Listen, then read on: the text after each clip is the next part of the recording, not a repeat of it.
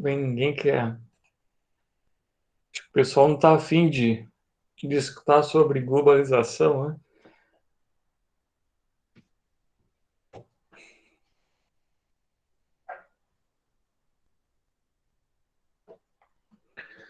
Bem, então vamos lá. Então, na aula de hoje, pessoal, a gente vai, a gente vai ver sobre a globalização. Né? Eu acredito que vocês já ouviram bastante, né, esse termo durante esses 4 anos, né, da graduação de vocês. E então eu vou tentar ser bem direto, né, em alguns elementos que eu vou trazer aqui. Então esse tema, né, da globalização, ele foi muito debatido, principalmente ali no início, né, no início até o final dos anos 90. Né? Então ali teve um debate muito intenso, né, nas academias por todo o mundo. E isso, né, acabou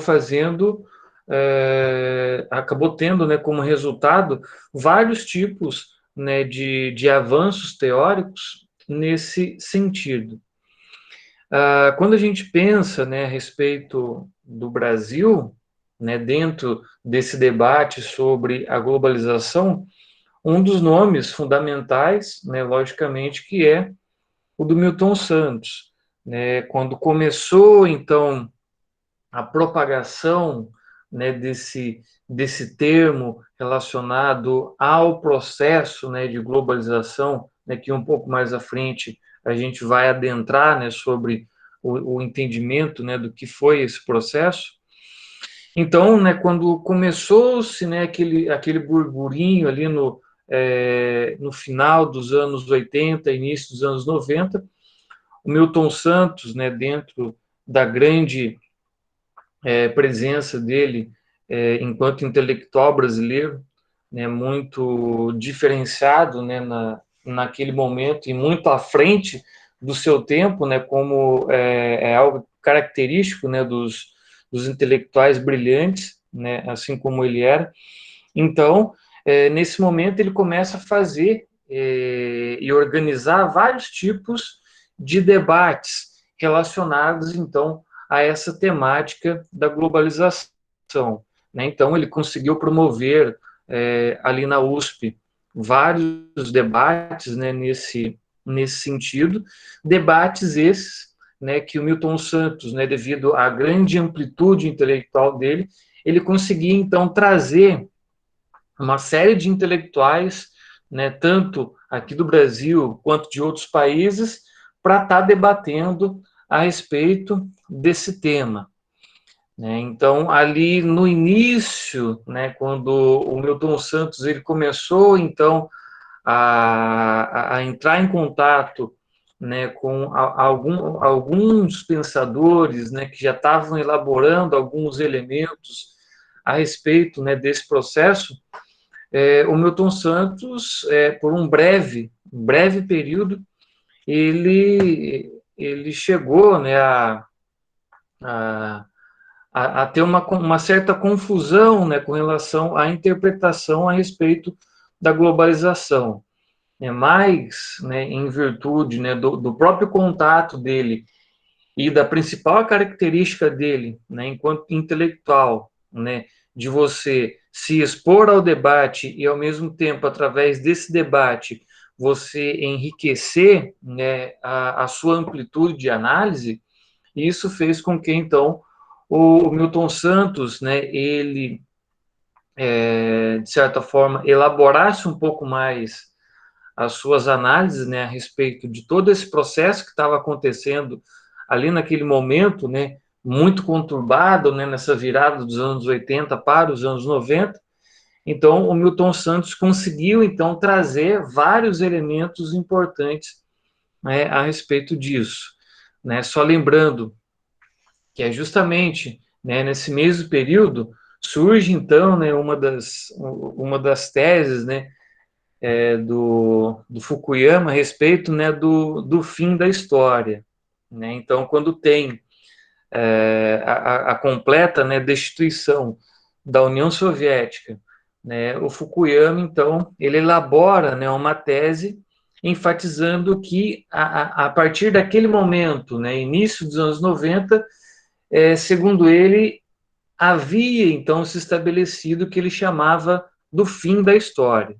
Mas o que seria, então, esse fim da história, segundo o Fukuyama?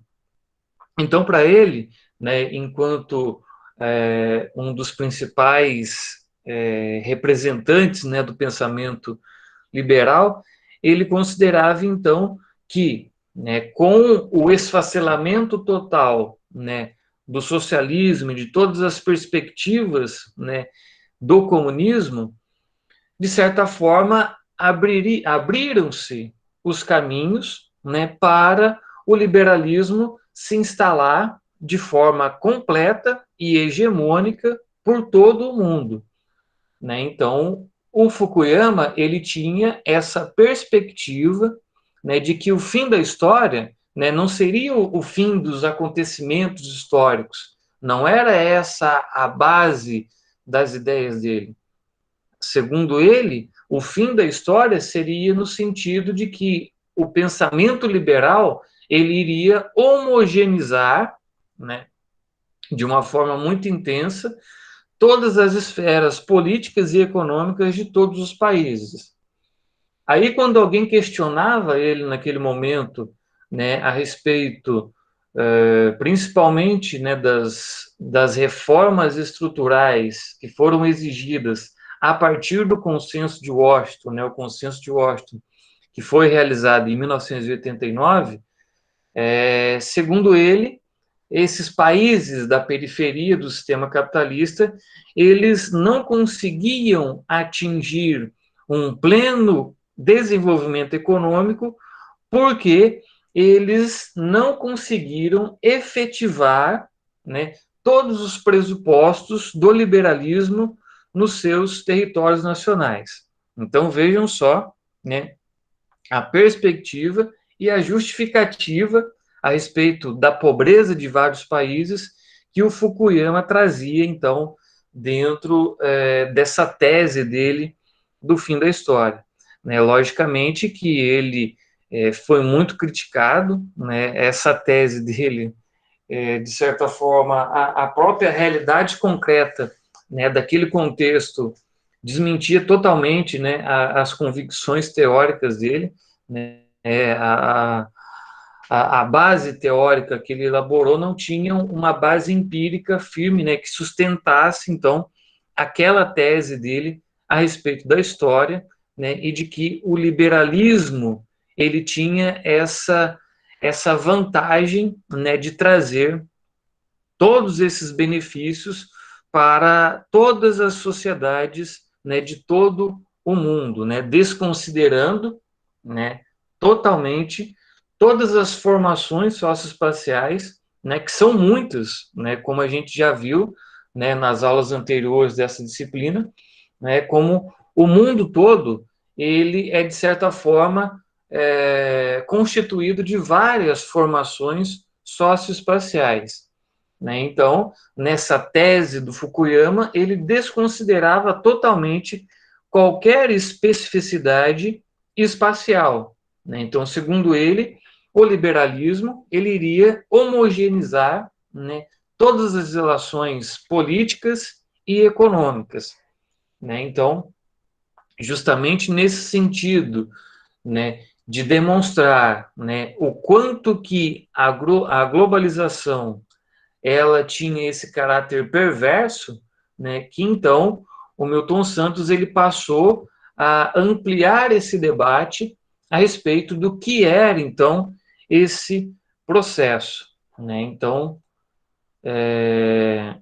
esse foi um momento, né, muito característico, né, e de certa forma intelectualmente, né, muito enriquecedor na questão, né, dos debates que foram promovidos naquele momento. Né? Então, o Milton Santos ele teve esse poder, né, de vanguarda naquele momento, no sentido de conduzir, né, esses debates lá na USP.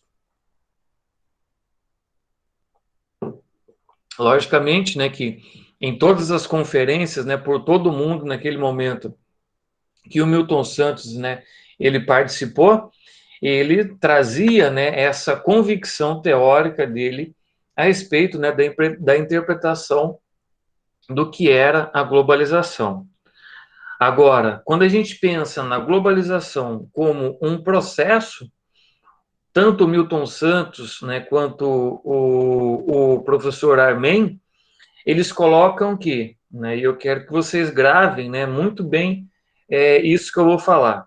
Segundo esses autores, né, o Milton Santos e o professor Armen, a globalização, ela nada mais é de que uma fase superior do imperialismo, ou seja, a globalização, ela é uma nova fase do imperialismo, né? Ou seja, aquele imperialismo que a gente viu lá nas aulas anteriores, né, dessa disciplina, ou seja, aquele avanço intenso de todas as formas do capitalismo naquela transição do século XIX para o século XX, aquela tentativa, né, de você estabelecer novas colônias, né, ou seja, para você explorar os países da periferia, tirar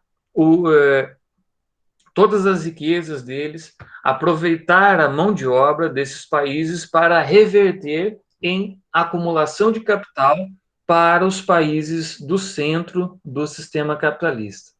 Ou seja, então tudo aquilo que aconteceu, né, no imperialismo do século, no final do século XIX e início do século XX, ele vem então numa nova roupagem, né, numa nova roupagem para chegar, então, nos anos 80, início dos anos 90, com essa nova fase do imperialismo. Ou seja, então, por isso que esses autores, eles acreditavam, então, né, que a globalização, ela era uma fase superior do imperialismo, né? Ou seja, um império, né, com impérios, né, com o objetivo de tirar o máximo proveito possível, né, das nações da periferia do sistema e torná-las, né, principalmente colônias fornecedoras de matéria-prima, né, de mão de obra e também para o consumo, né, isso é o mais importante, o consumo das manufaturas, onde todo o capital acumulado fica estabelecido principalmente nos países que possuem as matrizes dessas grandes empresas transnacionais, né? Então, só lembrando que essas grandes empresas transnacionais, elas surgem justamente no momento, né, do imperialismo lá na virada do século XIX para o século XX, né? Ou seja, então,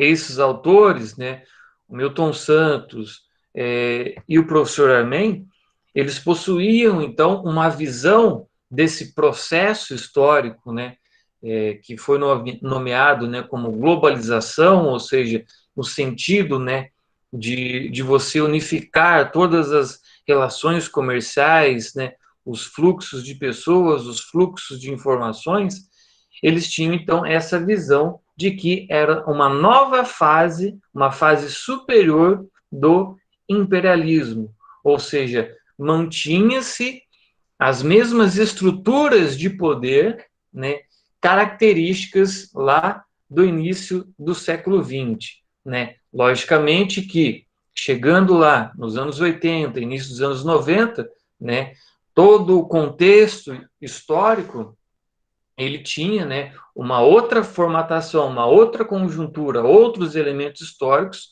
né, lógico que totalmente diferentes, né, daqueles encontrados lá no início do século XX. Mas a lógica de poder e as relações de poder, elas eram então elas acabaram se mantendo durante todas essas décadas.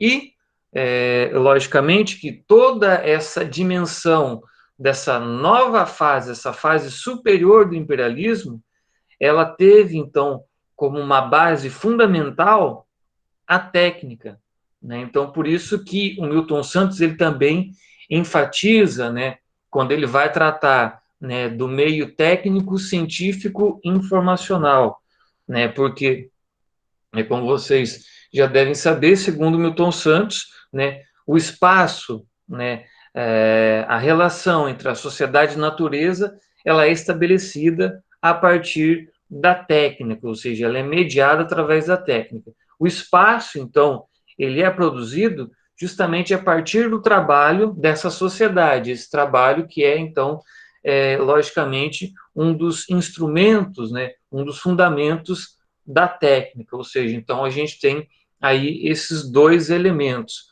fundamentais. Então a técnica que foi o elemento preponderante de todas essas transformações que ocorreram ao longo das décadas e que, de certa forma, acabou, então, resultando nesse contexto, né, que nessa nova fase do imperialismo, né? Nós temos aí outros autores que interpretam, né, essa globalização, né, como uma terceira fase da divisão internacional do trabalho, né? Só lembrando, né, que nós temos aí três fases, né, segundo alguns autores, né? A gente tem o Márcio Postman, né, que é o professor de economia lá da Unicamp, ele coloca, então, né, que todo o processo histórico é dividido, então, em três fases, né, essa divisão territorial do trabalho. E, segundo ele, né, essa conjuntura que nós vemos, né, a partir dos anos 80 é essa terceira fase da divisão territorial do trabalho, onde nós temos o quê? Nós temos a alocação das forças produtivas de uma forma totalmente diferente do que a gente via lá após a Segunda Guerra Mundial, né? Um dos exemplos muito claro disso que eu estou falando é o próprio processo que acabou ocorrendo, né, na China, né, a partir de 1979, com as reformas, né, do Deng Xiaoping, que ele, de certa forma, ele abre a economia chinesa justamente nessa conjuntura de realocação das forças produtivas, ele então acaba atraindo para o território chinês esses investimentos, essas plantas industriais que até então elas estavam alocadas nos países do centro do sistema capitalista. Então, elas migram do centro para esses países da periferia do sistema, né? Então, isso foi algo muito recorrente naquele momento, né? Justamente aí, né, que a Coreia também se aproveita, né, dessa conjuntura, né? Nós temos o próprio Vietnã que também, né, apesar, né, de todas as consequências, né, da guerra do Vietnã, ele passa então a se recuperar justamente nesse momento dessa nova estrutura, nessa nova reorganização das forças produtivas, né, a nível internacional. E um dos detalhes muito importantes é que nesse momento a produção, a escala de produção, ela também é de certa forma distribuída, né, por vários pontos, ou seja, um determinado produto, né, ele possui então a sua forma dividida em várias etapas de produção. E essas várias etapas de produção, elas são alocadas em países diferentes. Ou seja, um exemplo, né, muito claro, né, que você, depois eu vou passar, né, o documentário, né, do Milton Santos para vocês. Um dos exemplos, né, que esse documentário ele vai trazer é justamente essa questão da Boeing, né, que ela possui vários países que vão produzir essas peças, né, da Boeing e que daí vai se juntar tudo, né, e quem vai fazer a montagem é justamente uma planta industrial que está instalada lá nos Estados Unidos, né? Inclusive a Embraer, né, nesse momento, fornecia aí uma das peças, né, desse desse modelo, né? Então, é justamente essa a nova divisão territorial do trabalho que a gente tem, então, nesse momento, né? Ou seja, então, um determinado produto, as suas etapas, né, de produção, ela é dividida em várias partes do mundo, com o objetivo central de tornar cada vez mais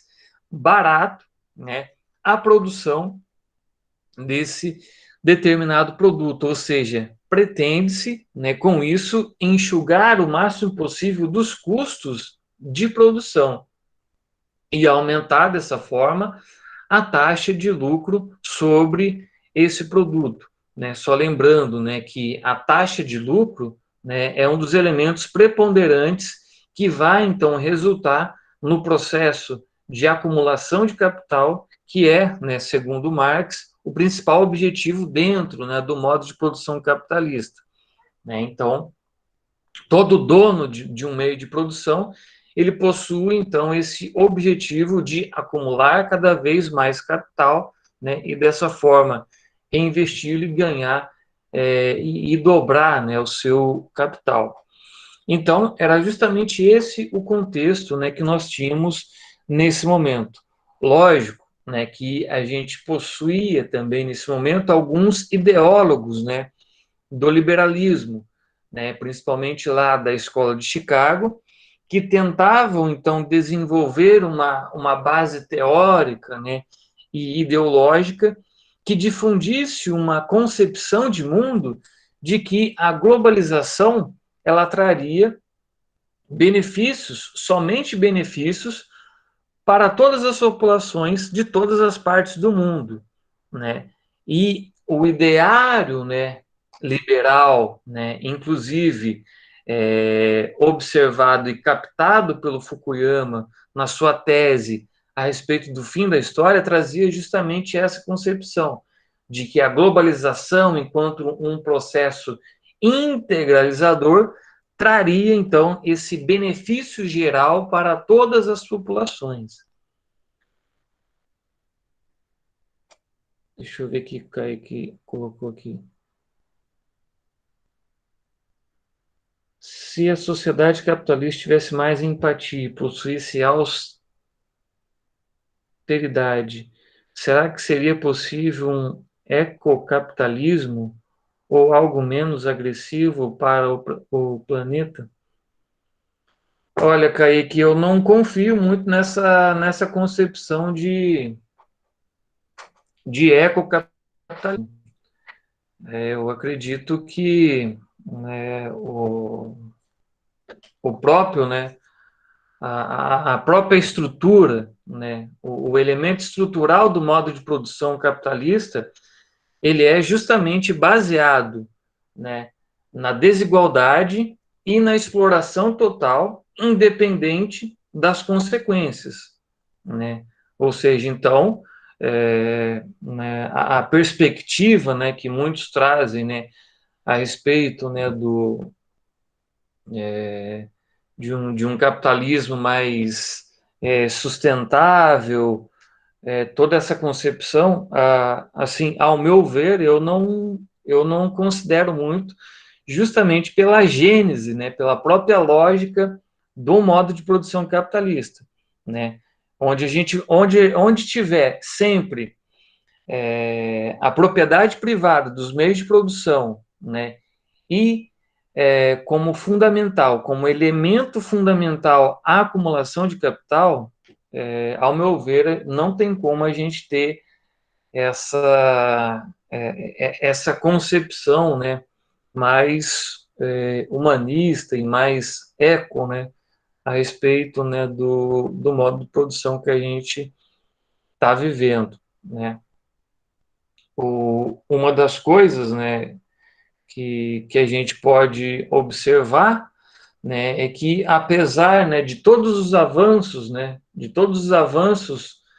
tecnológicos que a gente tem ao longo dos anos, né, apesar disso, mantém-se a mesma lógica, né, de exploração, né?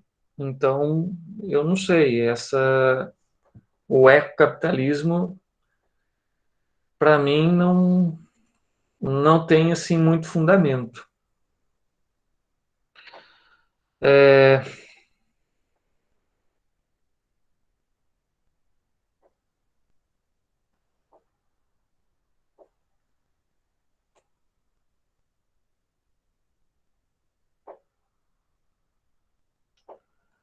é exatamente isso, porque, né, de todas as formas, né, de todas as formas, o modo de produção capitalista ele vai manter essa estrutura fundamental, né, que permite o desenvolvimento dele, né, que permite ainda hoje, né, ele estar aí. Veja, né, que ele está o tempo todo, né, passando por transformações, né? Veja que começou lá no capitalismo mercantil, né? Ele se transformou em capitalismo industrial, né? Depois em capitalismo financeiro, ou seja, as próprias forças produtivas, né, elas se desenvolvem, as relações de produção, elas também vão dar esse corpo, né, de passar por essas metamorfoses, mas a lógica fundamental, que é a propriedade privada dos meios de produção, isso vai se manter.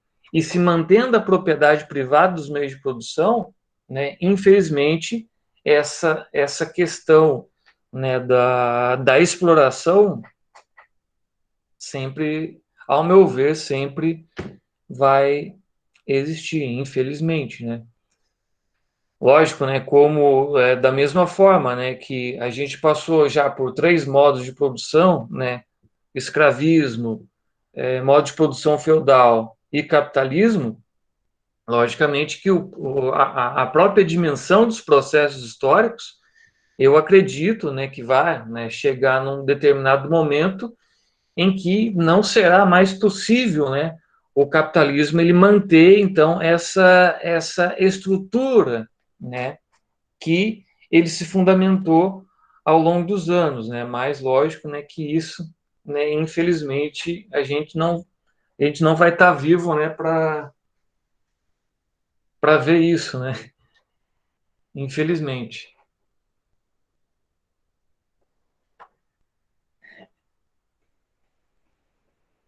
Bem, aproveitando, né, essa essa questão, né, que o Kai colocou, dentre, né, os debates que o Milton Santos ele organizou durante os anos 90, né, lá na USP, né, teve uma passagem, né, muito importante, né, em um dos debates, né, que o Milton Santos, inclusive, trouxe, né, o badalado David Harvey para pensar, né, sobre a globalização, né? Lógico, né, que o David Harvey, né, esse que se diz marxista, né, mas ele colocou, né, a questão de que as fronteiras tinham acabado, né, que não existiam mais as fronteiras, né, nos mesmos moldes, né, de que a gente tinha, né, antes do processo de globalização, segundo ele, né. Então, porque ele colocava, né, ele colocou dentro dessa explanação dele de que existiam ricos, né, tanto na Inglaterra como existiam ricos, né, por exemplo, né, aqui no Brasil, né. Lógico, né, que o pessoal caiu matando em cima dele, né, naquele momento do debate, né, porque ele tentou colocar uma coisa, né, totalmente sem fundamentação e de certa forma ele praticou, né, um dos erros assim, um dos erros fundamentais, né, que é o processo, né, de você colocar na perspectiva de análise que o espaço geográfico ele é homogeneizado, né, ou seja, você comparar, né, uma estrutura de poder, por exemplo, financeira dos Estados Unidos, você querer comparar com a estrutura financeira do Brasil, né, não tem o mínimo de cabimento, né? Porque, lógico, que não tem como a gente, e isso foi o principal ponto, né, que o pessoal caiu matando em cima dele naquele momento, é de que você não pode desconsiderar, né, dentro dessa perspectiva de todo esse processo, que sim, né, existem ricos, né, tanto nos Estados Unidos quanto aqui no Brasil, mas quem, né, quando a gente pensa na relação periferia e centro, quem é que comanda as relações financeiras internacionais? Não é os Estados Unidos? Então, esse foi o principal questionamento que o pessoal fez naquele momento lá para o David Harvey, e que, de certa forma, ele não teve argumento, né, para rebater isso, né? Ou seja, ele praticou um dos pecados capitais, né, dentro da geografia, que é o processo de você tentar homogeneizar o espaço dentro da sua perspectiva de análise, né? Então, ele cometeu esse erro, né? E lógico, né, que dentro, né, de toda essa construção teórica, né, do centro do sistema capitalista, lógico que o David Harvey é um dos que representa esse pensamento, né, ocidental, né, que de certa forma reforça ainda mais essa relação centro-periferia, né? Inclusive agora aí nesse tempo, né, da pandemia, ele lançou aí um livro, né, não sei se vocês viram, né, que se chama Sopa de Juan, né? Que ele mais o Slavoj Zizek vai tratar, né, a respeito né, da pandemia e da relação, né, da China com os elementos dentro da pandemia. E quando a gente, né, lê esse livro, a gente observa, né, que infelizmente o pensamento dele está totalmente carregado, né, por uma lógica, por uma perspectiva ocidental, né? Ou seja, ele não consegue captar a realidade concreta do que está acontecendo na China hoje, né? Ele não consegue dar essa dimensão real da China potência hoje, né? Então, novamente, o David Harvey, né, apesar de ser muito badalado, né, por vários dentro da geografia aqui no Brasil, infelizmente, né, que muitas vezes dão mais crédito para o David Harvey do que para o próprio Milton Santos, né? E ainda tem a pachorra, né, de falar de certos elementos, né? E o David Harvey ainda continua cometendo, né, esses erros de análise, né? Então, é isso que, infelizmente, a gente observa. Então, acho que numa visão geral que eu queria passar para vocês, pessoal, a respeito da globalização, era isso. Agora, então, eu vou, não sei se alguns de vocês já assistiu esse documentário, né, que eu vou passar para vocês, que é um documentário, né, que ele mescla essa dimensão da globalização com a própria estrutura, né, de vida e teórica, né, do Milton Santos. Então, né, na próxima aula a gente já vai começar, né, com os seminários, né, mas só então para adiantar, né, que dentro, né, desse livro do Milton Santos, né, o Por uma Outra Globalização do Pensamento Único à Consciência Universal, então aqui nesse livro, né, que é um dos livros, né, primordiais, né, para quem quer começar a entender o Milton Santos, né, tem que começar a ler por essa obra. Não adianta querer tentar ler, por exemplo, né, um dos livros, né, bem intenso dele, que é A Natureza do Espaço, né? Dificilmente o pessoal vai conseguir entender alguma coisa. Para conseguir começar a adentrar, né, sobre o pensamento do Milton Santos, essa obra aqui é essencial, né, para quem está começando. E aqui nesse livro, né, ele vai então trazer as reflexões dele sobre todo esse processo, né? Então, primeiro ele vai esmiuçar essa globalização como fábula, né, que muitos tentam colocar, inclusive ele coloca de forma muito clara o papel da mídia dentro dessa construção da globalização enquanto fábula, enquanto algo positivo. Depois, né, o Milton Santos vai trazer a globalização enquanto perversidade, e depois ele vai tratar, né, da globalização, né, como um dos elementos também que você pode aproveitar para tentar, então, uma transformação social, né?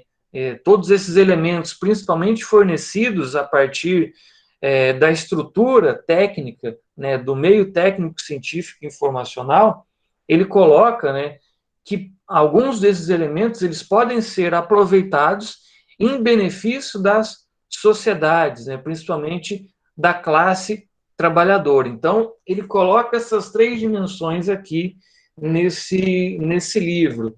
Né? Um outro livro muito importante também a respeito da globalização é do Joseph Stiglitz, né, que ele ganhou, né, o Prêmio Nobel da Economia em 2001, e que ele vai tratar, né, da globalização e os seus malefícios, né? Inclusive, ele coloca, né, que os países que seguiram, né, exatamente todas as colocações do Consenso de Washington, lá de 1989, esses países não conseguiram, né, o desenvolvimento econômico que os liberais eles colocaram, né, como diretriz principal no consenso, né? Em compensação, a China, né, que seguiu o sentido oposto, ela possuiu então essa aceleração, né, econômica. Então, eu vou passar aqui para vocês esse documentário, né, que vai então fechar nisso tudo que eu passei aí para vocês. Alguém tem mais alguma questão, pessoal? A respeito aí da globalização? Por enquanto não, professor. Então, beleza.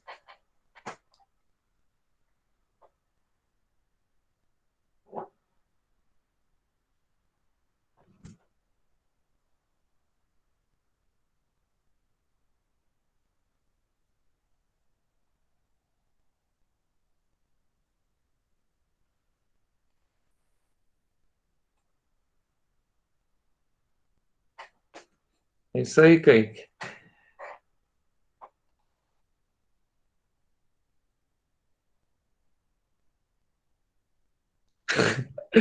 É isso que eu vi passar.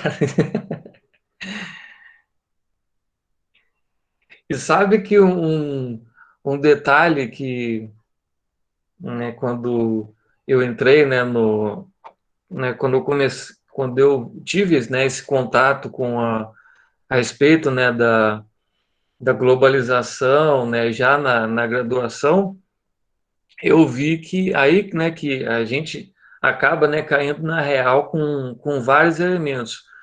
Que eu me lembro, né, das minhas professoras, né, de geografia, né, lá no começo, né, do ensino fundamental, lá na, na, na minha época, né, quinta série, sexta série, né, que eu fiz, né, em 97, 98, 99, os professores de geografia naquela época, pelo menos as minhas professoras, né, eles tratavam, né, a globalização como algo positivo, né?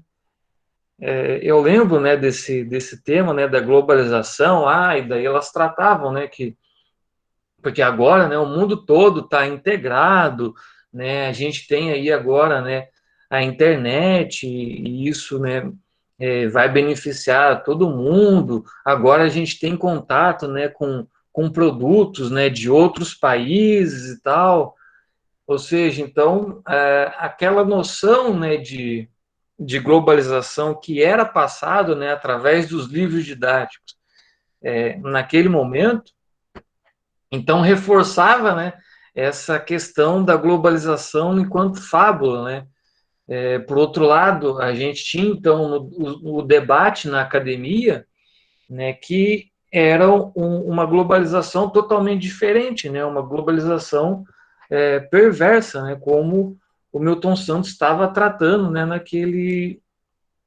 momento, né.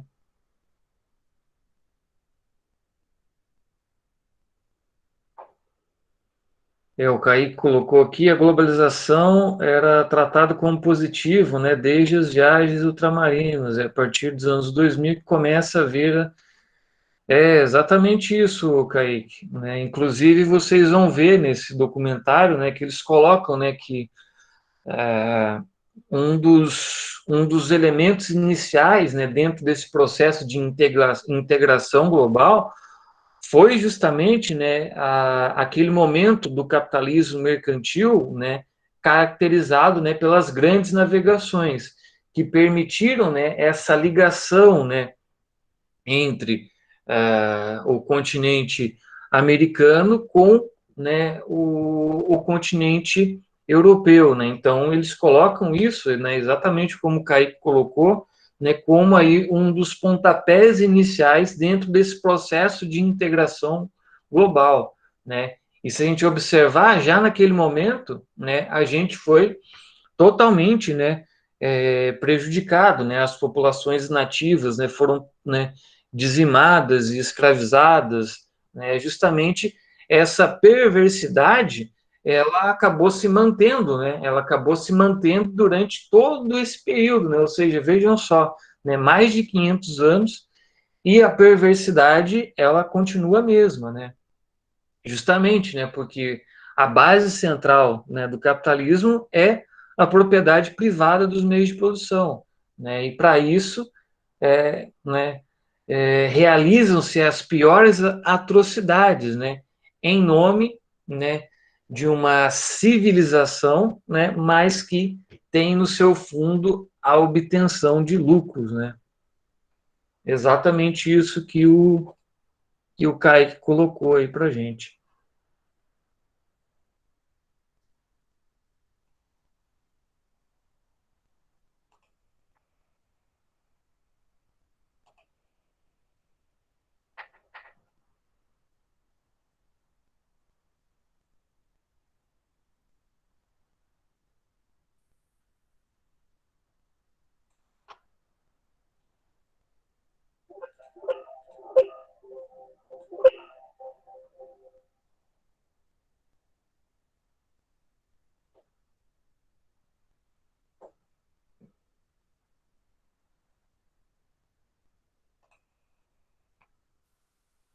É preciso explicar por que o mundo de hoje, que é horrível, é apenas um momento do longo desenvolvimento histórico. E que a esperança sempre foi uma das forças dominantes das revoluções e das insurreições. E eu ainda sinto a esperança como...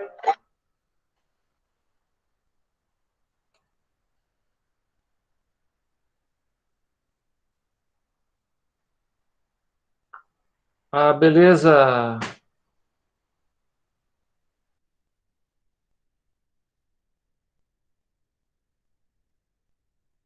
como minha concepção de futuro. Jean-Paul Sartre, Prefácio dos Condenados da Terra, de Frantz Fanon. A clarividência é uma virtude que se adquire. Deu certo agora, pessoal? Agora que eu desliguei o microfone? Beleza.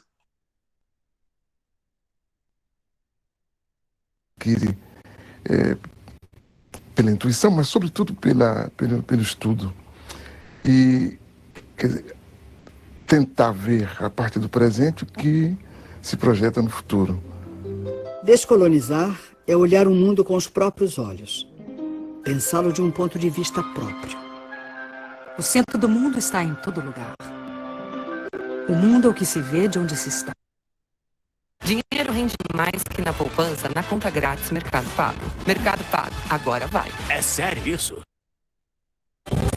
Só Hellmann's tem o sabor irresistível da verdadeira maionese.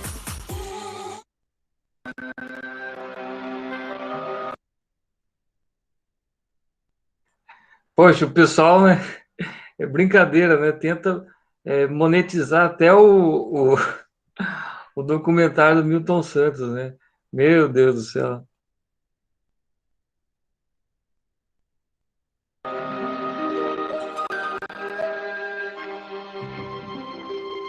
O olhar sobre a primeira globalização vem das viagens de descobrimento e conquista.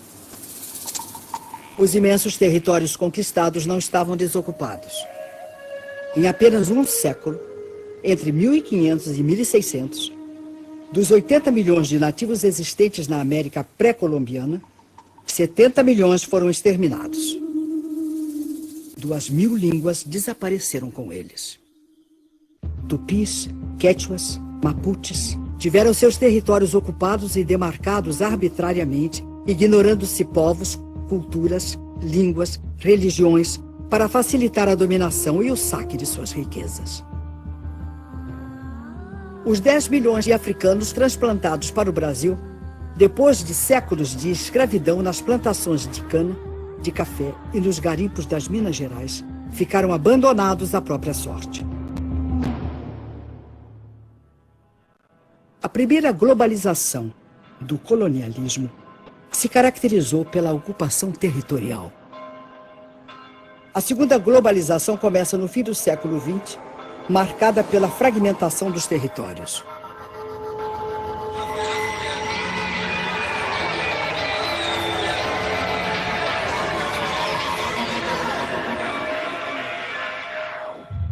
O século XX foi o século das revoluções.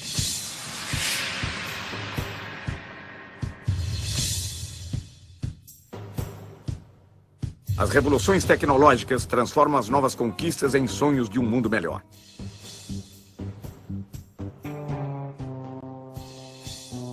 Logo começa o desmonte do estado de bem-estar social. O humanismo, como motor do desenvolvimento e do progresso, é substituído pelo modelo do consumo voraz. O consumo que é hoje o grande fundamentalismo. Esse, sim, é que é o grande fundamentalismo. As técnicas são implantadas nas sociedades e nos territórios a partir de uma política. Hoje, a política das empresas globais. Amanhã, a partir da política dos Estados impulsionados pelas nações.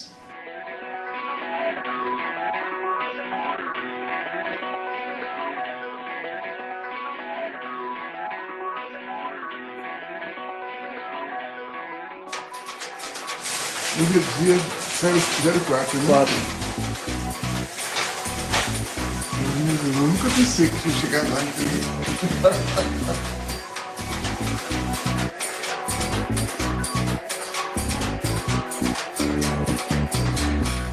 Queria dizer, em primeiro lugar, que eu me considero um intelectual outsider, coisa que é rara no Brasil. Não pertenço a nenhum partido, não pertenço a nenhum grupo, inclusive grupo de intelectuais, não respondo a nenhum credo, não participo de qualquer militância. É difícil ser um intelectual negro no Brasil? Eu creio que é difícil ser negro e é difícil ser intelectual no Brasil. Essas duas coisas juntas dão o que dão, né? É difícil ser negro porque, fora das situações de evidência, o cotidiano é muito pesado para os negros. É difícil ser intelectual porque não faz parte da cultura nacional ouvir tranquilamente uma palavra crítica, né? Por que a opção pela geografia? Eu acho que foi a opção pelo movimento. O fato de eu ter, quando garoto, me impressionado com as populações que mudavam de lugar, que se transportavam de um lugar para outro, acho que talvez isso me tenha dado uma dimensão da disciplina.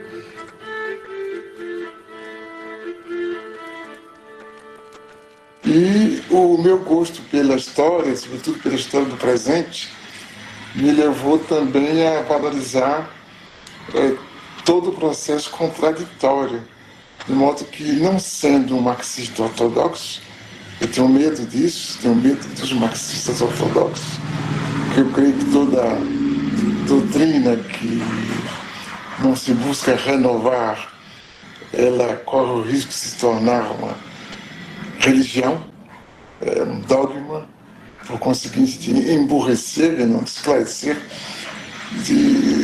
Desse modo eu me considero um marxista, ou se quiser, um marxizante. Ainda hoje? Ainda hoje, sobretudo hoje, porque com a globalização, o que sobrou do socialismo, fundado em realidades profundas, como no caso da China, por exemplo, e o mundo ocidental, que nós aprendemos mais a conhecer e a analisar e a interpretar, se tornou todo ele capitalista. Então, se tudo se torna capitalista, obrigatoriamente a contradição se instala, né?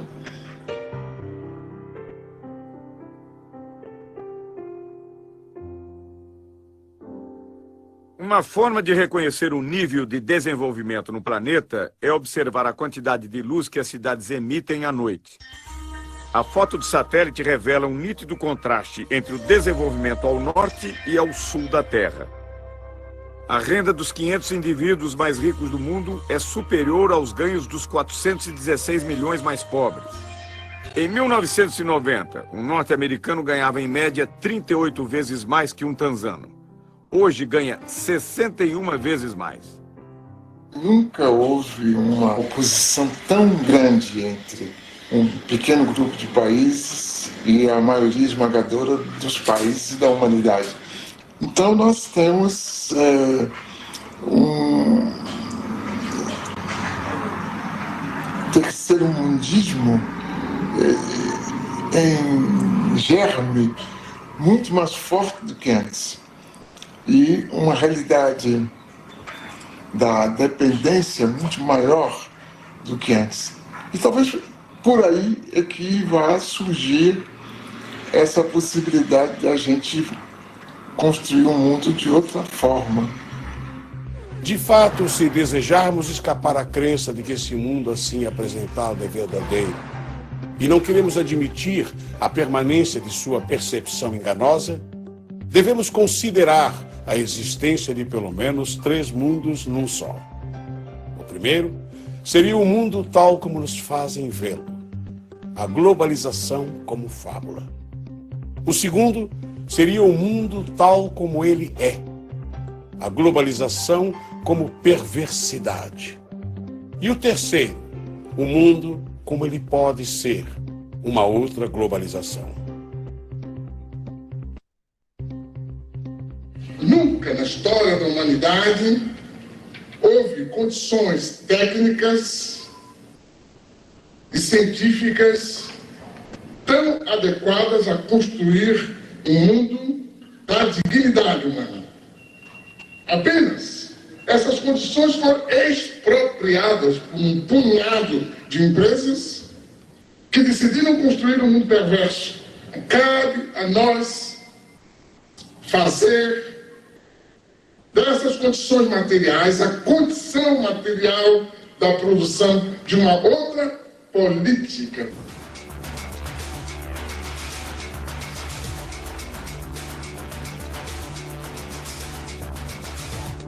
Em 1989, uma reunião organizada pelo Instituto Internacional de Economia, em Washington, propôs reformas para que os países da América Latina retomassem a trilha do crescimento e do desenvolvimento. Nasceu aí o Consenso de Washington, uma espécie de bula, com prescrições consensuais, austeridade fiscal, elevação de impostos, juros altos para atrair investimentos estrangeiros, privatizações, em nome da boa administração do setor privado e da incapacidade dos Estados. O mesmo sistema ideológico que justifica o processo de globalização, ajudando a considerá-lo o único caminho histórico, acaba também por impor certa visão da crise e a aceitação dos remédios sugeridos. Na verdade, porém, a única crise que os responsáveis desejam afastar é a crise financeira, e não qualquer outra. O Consenso de Washington representou para a América Latina um fruto envenenado. No Equador, país com 25% de índios e 55% de mestiços, o movimento indígena Pachacuti comanda a revolta. A crise se torna aguda com os programas de privatizações e extinção de serviços estatais.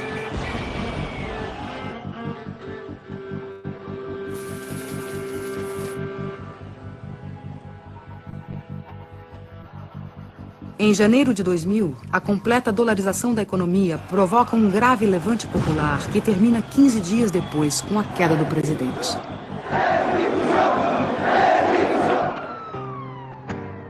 Ainda em 2000, na Bolívia, o governo pressionado pelo FMI e pelo Banco Mundial privatizou a água potável na região de Cochabamba.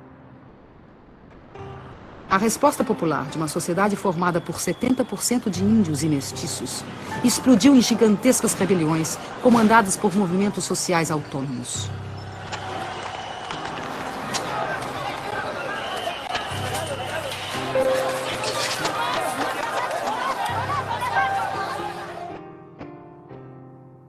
O governo perdeu o controle e reagiu como de hábito. A morte de um jovem comoveu o país.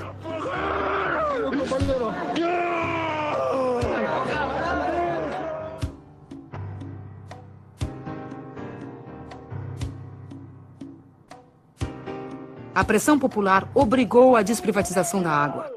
A decisão e a luta de homens, mulheres, niños e ancianos de todo o povo de Cochabamba. Este es un primer paso que se ha dado, muy pequeño pero importante, de la significación que tiene la democracia. Muchos habíamos pensado que la globalización nos había quitado esa capacidad de poder unirnos, de poder organizarnos, esos sentimientos de solidaridad que la gente tuvo antes, en el pasado, cuando nos contaban sus viejas luchas, nuestros papás y nuestros abuelos. Em seguida, de setembro a dezembro de 2000, mais de 70 pessoas morreram na luta pelo controle do gás e petróleo. Exigíamos la nacionalización e industrialización de nuestros hidrocarburos. Pero como actualmente la clase política que está en el gobierno no nos hicieron caso. Inmediatamente ellos se juegan con el pueblo y todas las leyes y las decisiones que toman en el Parlamento siempre están en contra de los pobres. Nosotros tenemos un lema. Ese lema es el alto de pie, nunca de rodillas. Mira, el kilo de 10 kilos aquí nos está vendiendo a 25 bolivianos y allá a 60 centavos de dólar dice que venden en bruto. Y eso no es justo, señorita periodista, que nos haga de esta manera. Más al contrario, deberíamos de tener nosotros el gas a bajo precio para los bolivianos y para los extranjeros. Hubiese sido en un precio más alto, tal vez así. Pero ni aún así no estamos conformes. No. Aquí queremos que se nacionalice y que se nacionalice. Eso es lo que queremos nosotros. A economia da Argentina foi destruída pela política da ditadura militar e destroçada pelos experimentos do neoliberalismo. Antes la competencia era insuficiente. Teníamos productos buenos, pero muchas veces el consumidor debía conformarse con lo que había sin poder comparar. Ahora tiene para elegir, además de los productos nacionales, los importados. As privatizações e a abertura da economia levaram a uma quebradeira total no país. Fábricas fecharam. Empreendimentos foram abandonados. Trabalhadores converteram-se em cartoneiros catadores de papel.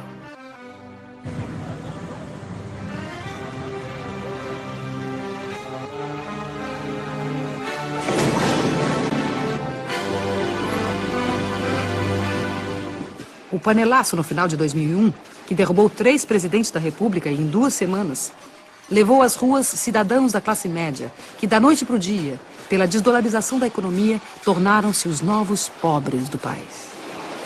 Estamos llenos de canallas, atorrantes, vendepatria, sinvergüenza.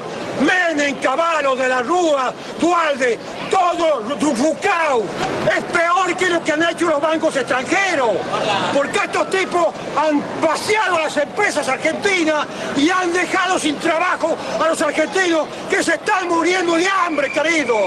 Los argentinos tienen que hacer conciencia y estar en la Plaza de Mayo y no salirnos de allí mientras no echemos a todas estas ratas salvajes que están usurpando el poder. Son asesinos, igual que Dualde, son narcotraficantes, ya Dualde y todo lo que ustedes le puedan agregar, porque han destruido jubilados, familias completas, desocupados y a los trabajadores, a todos han destruido, le han robado los ahorros, así como me los robaron a mí, le robaron a todo el mundo, no tienen vergüenza, son una vergüenza mundial. No Brasil, a privatização de grandes estatais gerou protestos isolados.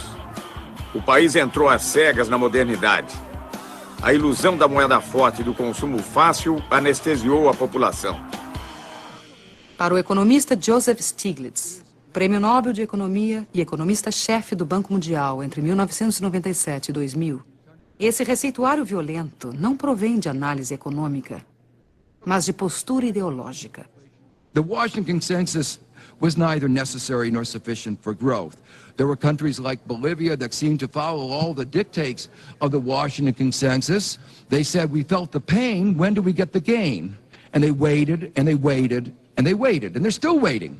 And then there are countries like China that did not follow the Washington Consensus, and they've grown and grown and grown. Agora, essa história que os Estados Nacionais estão diminuindo a importância é uma história da carochinha que os países ricos nos contam. Porque o Estado Nacional, por exemplo, norte-americano, vai muito bem, né? Inclusive, digamos, bem do ponto de vista de força do Estado, com gastos militares como nunca houve antes, né? Com um empenho direto, digamos assim, dos agentes comerciais do governo americano para defender os interesses das empresas norte-americanas, o que é normal, aliás, né? Então, agora aí eles nos dizem, não, o Estado não tem importância, quer dizer, não estou dizendo que eles norte-americanos, mas esses pensadores da globalização muitas vezes nos dizem isso. Isso é que, digamos, crê quem quer ser enganado.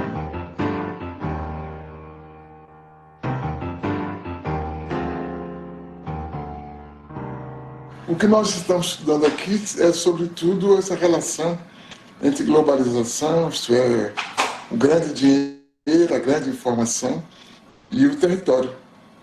O território como matriz da vida social, econômica e política.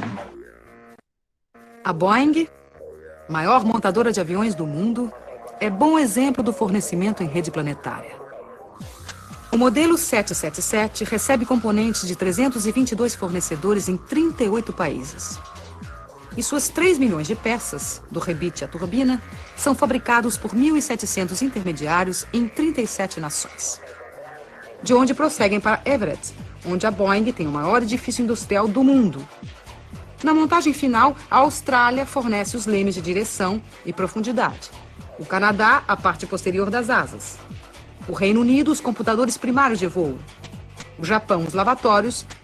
E a Embraer do Brasil, uma peça do leme vertical. As grandes empresas são esse centro frouxo do mundo e que, escapando ao controle dos estados e que, se distanciando de uma relação mais obrigatória com os territórios, acaba por lhes permitir uma ação sem responsabilidade.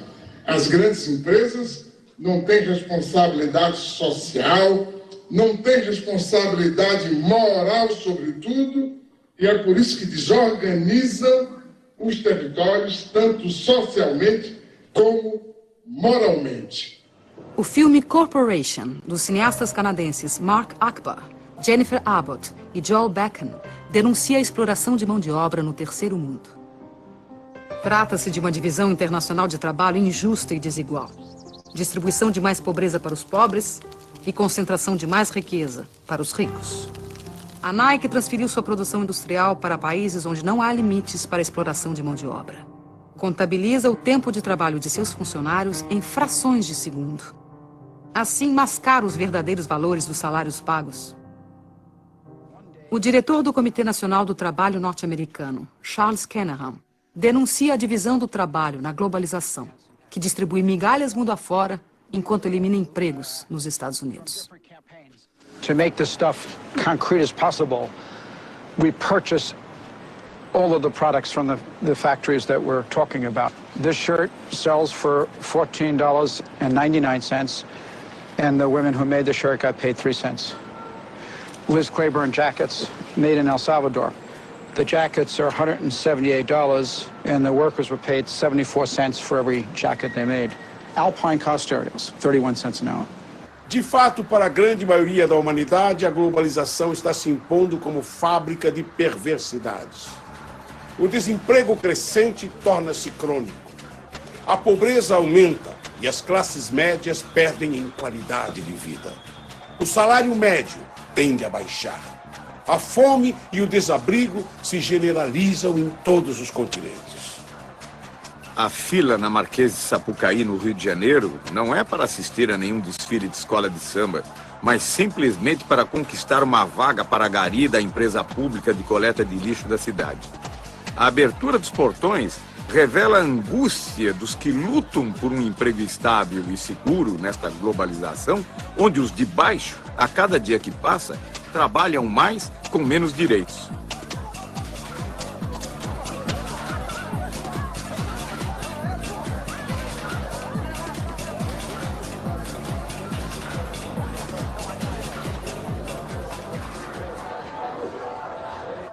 O desemprego aparece já como uma coisa normal. Os arautos da globalização e o aparente Estado explicam que o desemprego é uma condição para chegarmos a mais globalização. Por conseguinte, soframos. Aumentam também o número de pobres. Há mais 600 milhões de pobres hoje do que em 1960. 1,5 bilhão de pessoas ganham menos de $1 por dia.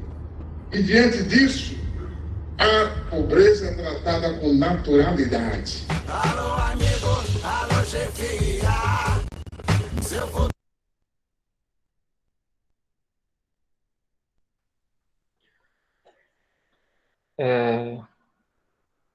Alguma consideração, pessoal?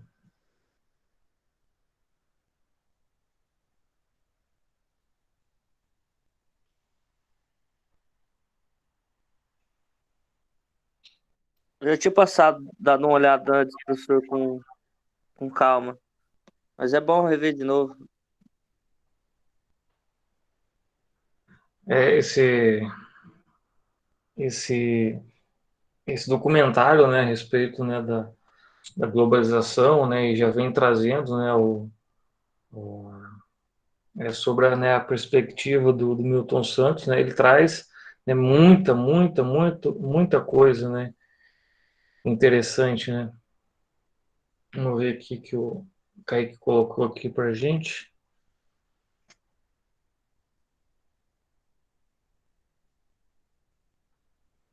Isso, né, que o Kaique colocou aqui, né, a respeito, né, da privatização, né, esse foi, assim, um dos elementos, né, fundamentais, né, daquela conjuntura ali dos anos 90 e início, né, dos anos 2000, porque, de certa forma, foi uma das condições impostas, né, pelo Consenso de Washington, né, para os países devedores, né, principalmente os países aí, latino-americanos, em que, né, dentre, né, essas condições, estavam lá a redução, né, do orçamento para a esfera social, a privatização, né, de várias empresas estratégicas, né, e de bens públicos, né, importantes, né, como o que aconteceu, né, como o caso, né, da Bolívia, da Venezuela também, Ou seja, e no Brasil, né, principalmente, né, com a Vale do Rio Doce, né, que segundo, né, o pessoal colocava, porque a Vale, naquele momento, né, o pessoal, porque a Vale dá prejuízo, não sei o quê, sendo que isso era uma grande balela, né? Mas tudo isso estava fundamentado, né, a partir dessa lógica neoliberal, né, de você reduzir o máximo possível o papel do Estado, né, dentro dessa construção, dentro desses investimentos, né, nas sociedades em cada um dos países, né, da periferia, né? Uma das coisas, né, que foi mencionada aí no vídeo, né, os próprios ideólogos, né, da globalização, eles, né, acabavam colocando que os estados nacionais, eles não tinham mais esse poder, né, de intervenção, esse poder de negociação, né, sendo que, por outro lado, né, a gente observa, né, que países do centro, né, como, por exemplo, os Estados Unidos, eles continuaram sendo fortes e firmes dentro, né, do seu aparato estatal, né, conforme foi colocado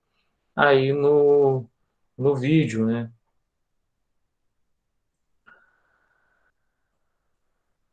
Exatamente essa musiquinha, né, que o, que o Kaique colocou aí, né, de cima sobe, de baixo desce, né, tem aí o Chico Sainz, né, o falecido Chico Sainz, né, do movimento Mangue Beat, né, lá de Recife, colocava, né, exatamente essa forma, né, de contestação também, né. Cada vez, né, o de baixo ele desce mais, né, e o de cima ele continua subindo, né. É uma música, né, também do Nação Zumbi, né.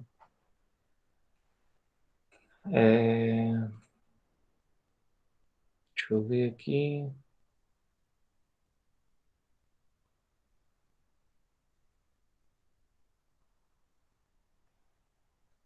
E daí, né, logicamente, né, que toda essa conjuntura, né, de privatização, né, vai ser uma das faces, né, principais, né, dessa globalização enquanto perversidade, né? E o Milton Santos, ele conseguia captar isso muito bem, né, na construção teórica dele e nos debates, né, que ele levava à frente, né, naquele momento, né? Vocês viram, né, o exemplo, né, da Boeing, né, o quanto que a cadeia produtiva daquele modelo de avião ela é totalmente, né, dividida em várias partes do mundo, né? E isso também é um, né, dos elementos, né, da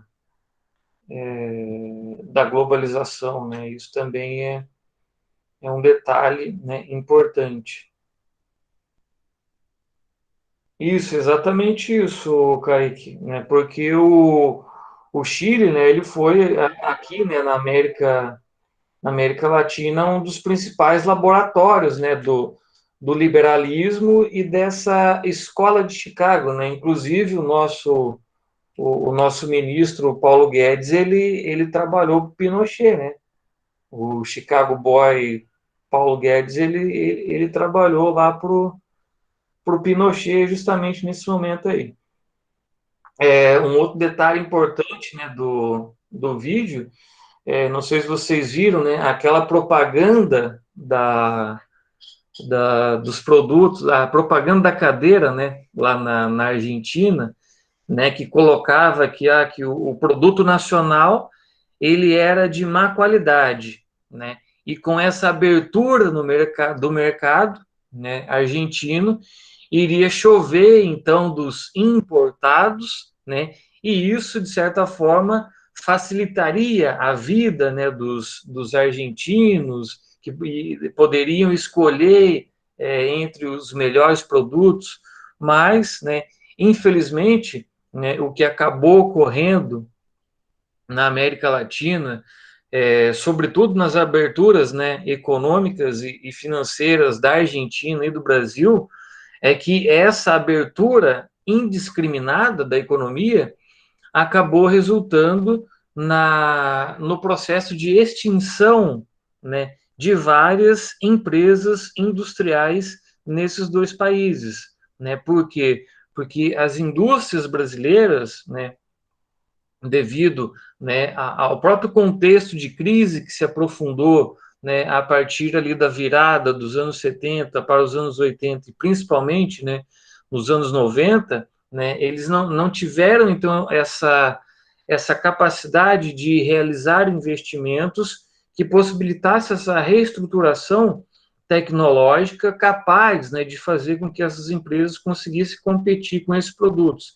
E o pior, esses produtos importados, eles acabaram tendo benefícios fiscais para que eles conseguissem entrar, né, nos países, né? Ou seja, então, lógico que o pessoal, eles iam comprar os importados do que os produtos nacionais, né? Foi onde teve uma quebradeira total, né, nas empresas industriais de diversos segmentos, né, de diversos setores aqui no Brasil, né? E isso foi, para o nosso setor industrial, isso foi totalmente prejudicial, né? Vários postos de trabalho foram extintos a partir disso, e, de certa forma, isso também é um dos frutos desse processo de globalização, né? Principalmente do Consenso de Washington, em que uma das diretrizes era exatamente essa, a exigência dos países devedores de realizarem essas aberturas econômicas e financeiras para atrair investimentos estrangeiros, né? Sendo que isso foi altamente prejudicial para as empresas nacionais, né? E isso foi algo muito latente, né? Principalmente no Brasil e na Argentina. Então, a gente vê, né, essa perversidade, e isso, né, de certa forma, é um dos componentes que acabou resultando, né, no processo que a gente ainda está passando de desindustrialização, ou seja, o nosso aparato estatal aqui no Brasil está sendo totalmente desmantelado, né, desde dos anos 80 até hoje, né, com uma intensidade ainda mais cruel durante os anos 90. Mais alguma colocação, pessoal?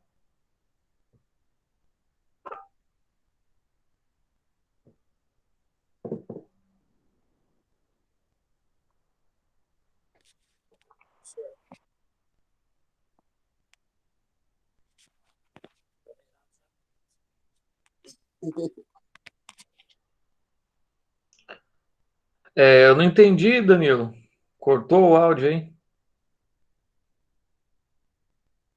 Não.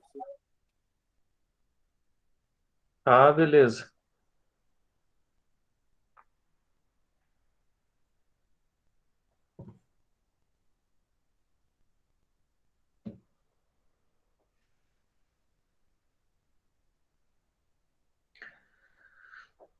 A verdade, né, Kaique, né, que, assim, né, o que a gente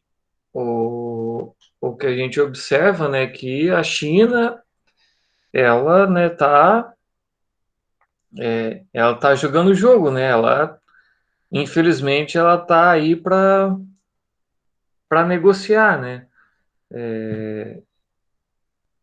Os Estados Unidos, né, possuem uma outra lógica, né, uma lógica, né, bem mais agressiva, e também o fato, né, dos Estados Unidos atuarem, né, no mundo todo, né, patrocinando vários golpes, justamente para tomar posse, né, dessas riquezas naturais, né, dos diversos países, né. Por outro lado, a China, né, com toda a sua característica, né, porque eles são grandes, né, comerciantes, né, já é uma tradição milenar chinesa, né, essa tradição comercial, né.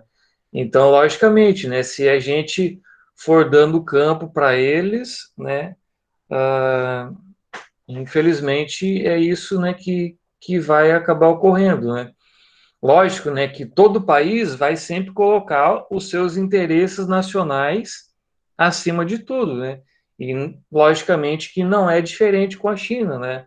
Ela faz, né, negócios, né, com todo mundo, mas logicamente mantendo a perspectiva de manter os benefícios, né, para a população chinesa, né? Tanto que isso foi um dos elementos, né, preponderantes que eles realizaram, né, na reforma lá de 79 com o Deng Xiaoping, né, que eles abriram a economia para a instalação, né, das unidades industriais que eram do centro do sistema capitalista.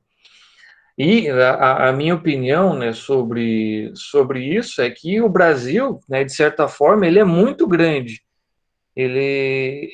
O Brasil, pela proporção dele, né, de riqueza, de todas essas dimensões sociais, ele não cabe, né, no quintal de nenhum país, né? O Brasil, ele possui uma estrutura, né, que seria capaz aí de estar batendo de frente a frente, né, tanto com China, com Índia, com Estados Unidos, né, com a Alemanha, mas infelizmente, né, por questões estruturais e conjunturais, né, a gente acabou, né, se perdendo aí ao longo, né, dos processos históricos, né, e a China, né, ela atua fortemente para tentar centralizar no seu território, né, os principais pontos das principais cadeias produtivas de valor, né, no seu território, né, isso é um fato, assim, marcante, né, da economia chinesa, né, e, logicamente, né, se a gente continuar do jeito que a gente está fornecendo frango, porco e soja para eles, eles vão continuar super contentes com a gente, né? Porque eles estão, né? Para eles é vantagem, né? Eles estão com as principais cadeias produtivas, né, de valor no território deles, comandando diversas relações, enquanto a gente aqui fica com frango, soja, milho, fornecendo minério e sem agregar valor a nada e destruindo o nosso aparato estatal, né? Exatamente isso, Kaique. Exatamente isso, né? E vai chegar, né? Vai chegar num momento também que né, tá tendo um processo muito intenso, né? De avanço, né? Das relações de produção também na parte rural, né? Da China, né? Que é muito extensa, né? Então, cada vez mais eles vão conseguir se autossuprir, né, desse aparato, né, agroalimentar, né, e, de certa forma, vai ficando cada vez mais difícil aí para a gente, né?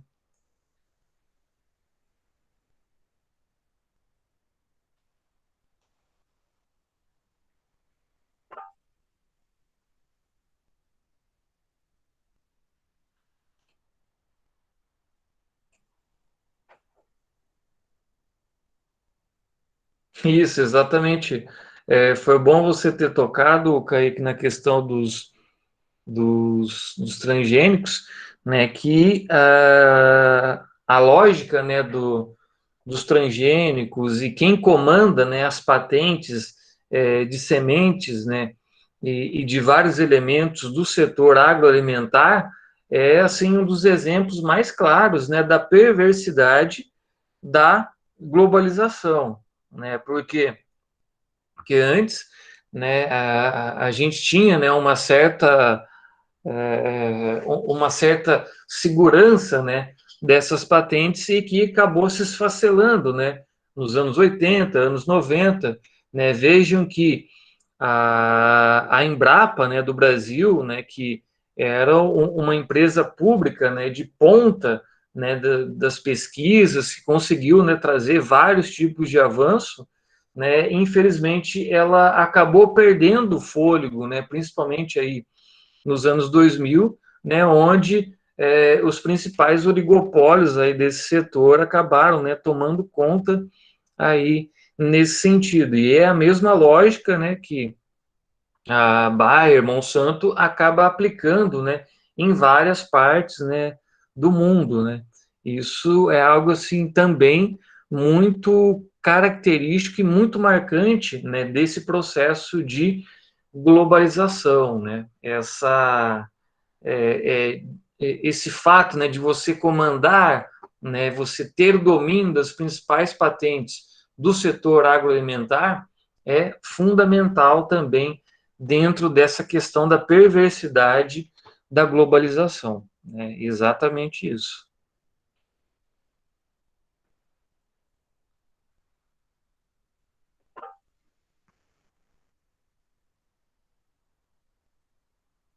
É. O agro, o agro é tech, o agro é pop, o agro é tudo. Né? Exatamente isso.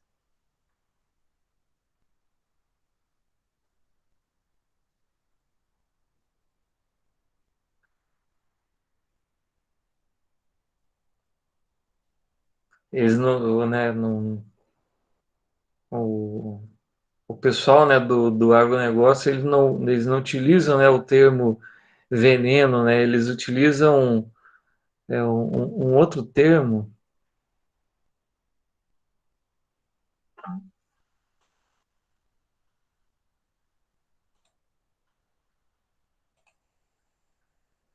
Não, né, é um termo mais leve, Kaique, deixa eu...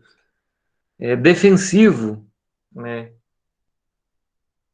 para ficar mais maleável, né, eles não utilizam, né, o termo nem agrotóxico, nem veneno, é defensivo, né, é defensivo, é menos agressivo. Bem, acho que então é isso, pessoal.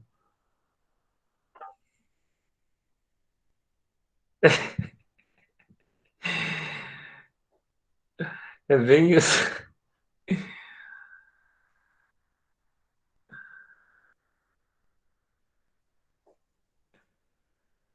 Bem, então, eu agradeço aí a presença de vocês.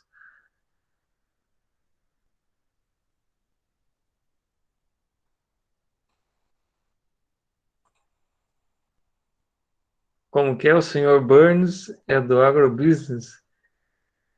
Eu acho que o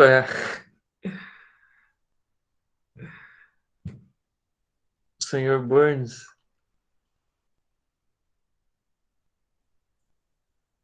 Eu acho que é, Kaique. Na verdade, o senhor Burns, ele é daqueles empresários, né, que atua em vários ramos, né? O nuclear é só um dos ramos, né, que ele atua, né? Ele é a principal caricatura, né, desse momento, né, do capitalismo, né?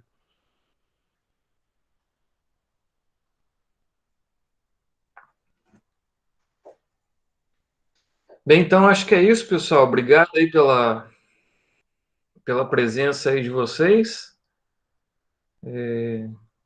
Espero que vocês tenham gostado da aula e um bom final de semana a todos. E eu vou colocar lá no grupo o link, né, desse documentário, né, para vocês terminarem de assistir, né, para quem se interessar. E aqui, né, para a próxima aula, né, que começam aí os seminários, né, só lembrando que na próxima aula já começa aí os seminários, então, para os grupos, né, que irão apresentar, acho importante assistir aí esse documentário que vai ajudar bastante vocês. Boa noite aí a todos e bom final